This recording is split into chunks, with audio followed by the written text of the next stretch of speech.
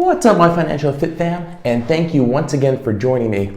In today's video, we're going to talk about the potential of an economic stimulus in December, why it's being stalled on Capitol Hill, and what that means for you. So let's get going.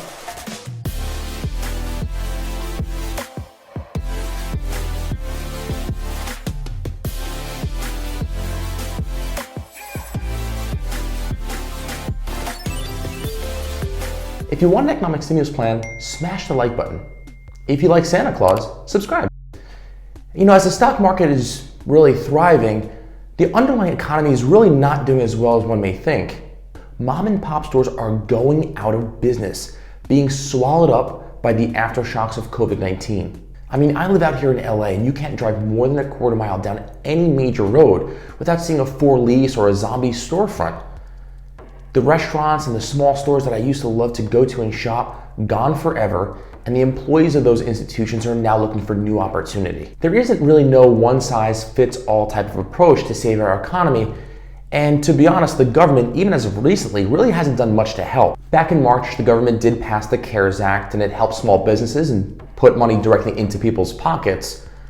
But the pandemic carried on, and as a matter of fact, it's becoming more and more worrisome, although we're on the verge 9 months later to a possible vaccine distribution. Now, while all the distribution will help and the future does seem bright, there is a light at the end of the tunnel, the near future definitely seems murky. COVID cases are up, unemployment is high, and legislation around the country is getting tighter. So once again, we turn to the government for help.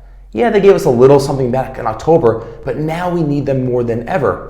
And just like two kids in the sandbox who don't want to share their toys, they cannot come to a simple agreement to help the people. Talks of an additional stimulus came up back in October, but those talks were stalemated due to the upcoming presidential election, and there was also a large discrepancy on the amount of money was needed for the stimulus. Democrats wanted around $2.2 trillion, and the Republicans wanted to only spend $500 billion. There's also a large discrepancy on how that money was to be spent. The election came and went, and the stimulus talks continued. There's been compromise on both sides. We're getting closer to the deal, but we're not quite there just yet. Now, the government was set to shut down on December 11th, but they then since granted an extension to December 18th.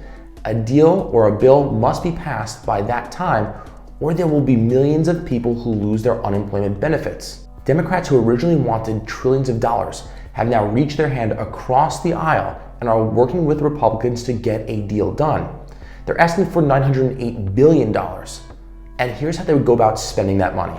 It would include $288 billion for paycheck protection plans and to help small businesses, $180 billion to beef up some of the unemployment aid at the federal level, $160 billion for state, local, and tribal governments, another $82 billion for education, and there are 9 other sectors that would receive a smaller piece of the pie.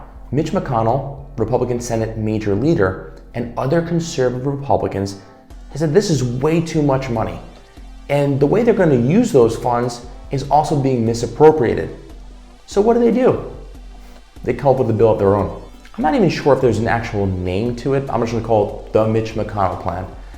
But basically they're asking for $550 billion, and this is how they're going to go about spending it. He wants to allocate $332 billion for a 1-month extension on 2 of the largest unemployment programs, as well as additional help for small businesses. He then wants to take an additional $31 billion and put it towards vaccine distribution, which is actually $15 billion more than the bipartisan agreement. He wants to also inject $105 billion towards education, which is also more than the bipartisan agreement would ask for. $40 billion would go to frontline businesses to help restaurants and personal services, while another $15 billion would go towards a grant that would help live venues. While this plan doesn't seem all that bad, it's not very comprehensive. In the bipartisan agreement, you'll see things like housing and transportation, and those are left with $0 under the McConnell plan. Also, the post office, as much as they've been struggling over this time, McConnell's basically just giving them some scrap money, call it the hush money. Whichever bill you support, let's just be clear, there's no expectation around a $1,200 stimulus check like we got back in March. So just kind of keep that in mind as you're planning your finances for the future. Could it come when Joe Biden actually gets into office? Maybe. That's a different conversation for a different time, but it's not expected to happen over the next 2 weeks. This bill is so important because millions of people have lost their jobs during this pandemic, and the unemployment insurance is set to expire by the end of December. So a deal needs to get done. And there were two major programs associated with unemployment. The PUA, which is the Pandemic Unemployment Assistance, and the PEUA, the PEUA, the Pandemic Emergency Unemployment Compensation. In the bipartisan agreement, the unemployment insurance would be extended through March of next year. There would also be an additional $300 per week to help beef up unemployment insurance. This is half of what we saw during the CARES Act. Back then it was $600, expired in July. Now we're looking for $300. The bipartisan agreement is also looking for some sort of back pay, which is going to be highly unlikely. Now, McConnell's plan also includes the unemployment insurance, but there's no additional $300, and he's only extending it out through January.